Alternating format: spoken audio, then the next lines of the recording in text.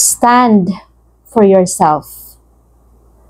Huwag matakot na sabihin hindi mo gusto yung ginawa nila. Huwag matakot na magsabi ng hindi. Dahil at the end of the day, ikaw ang magsasuffer. Halimbawa, ipinapasa ang kanilang problema sa'yo kahit malinaw na kailangan mo nang magpahinga. Lalong-lalo na sa mga responsibility.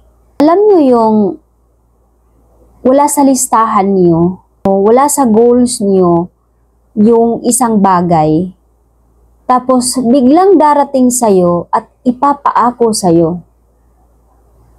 Ipapasa nila sa'yo yung responsibility nila. Tapos sila nag-i-enjoy.